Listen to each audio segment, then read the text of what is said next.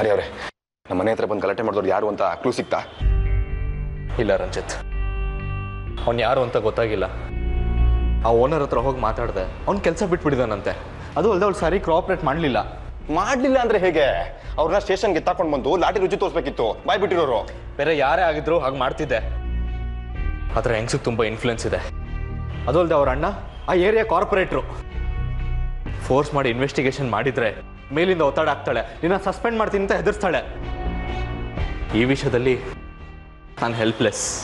ಅಂದ್ರೆ ಅವನು ಯಾರು ಅಂತ ನಿಮ್ಮ ಕೈಲಿ ಕಂಡು ಹಿಡಿಯೋದಕ್ಕಾಗಲ್ಲ? ಖಂಡಿತವಾಗ್ಲೂ ನಾನು ಹೇಳ್ತಿಲ್ಲ.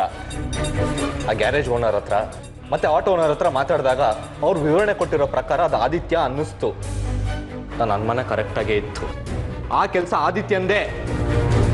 ಅಂದ್ರೆ ನಮ್ಮ ಮನೆ ಮುಂದೆ ಬಂದು ಗಲಾಟೆ ಮಾಡಿದ್ದು ನಮ್ಮಣ್ಣ ಆದಿತ್ಯನ? ಹೌದು, ಆ ಪುಣ್ಯಾತ್ಮನೇ.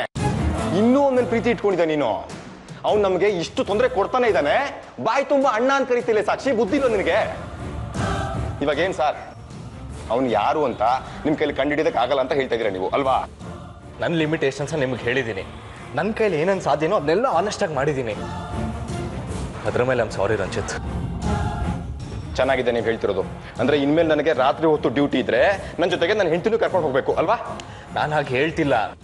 ಮತ್ತಿನ್ನೇನು, ಪೊಲೀಸ್ ಆದ್ ನೀವೇ ಹೀಗೆ ಹೇಳಿದ್ರೆ ಇನ್ನೇನು ಹೇಳಿ ನಾನು? ಅಲ್ಲ ಹರಿ ಅವ್ರೆ, ರಾತ್ರಿ ಹೊತ್ತು ಒಬ್ಬಳನ್ನ ಮನೇಲಿ ಬಿಟ್ಟು ಹೋಗೋದಕ್ಕೆ ನಮ್ಗೆ ಹೇಗೆ ಧೈರ್ಯ ಬರುತ್ತೆ ಹೇಳಿ? ಅಷ್ಟು ಹೆದರ್ಕೊಳಕ್ ಹೋಗ್ಬೇಡಿ. ಇನ್ಮೇಲೆ ಸಂಜೆ ಹೊತ್ತು ನಾನು PC ಒಬ್ಬ ಅಲಾಟ್ ಮಾಡಿರ್ತೀನಿ. ಅದು ಅಲ್ಲದೆ ಮುಂದೆ ಒಂದು CC ಕ್ಯಾಮ್ರಾ ಫಿಕ್ಸ್ ಮಾಡಿ. Don't worry.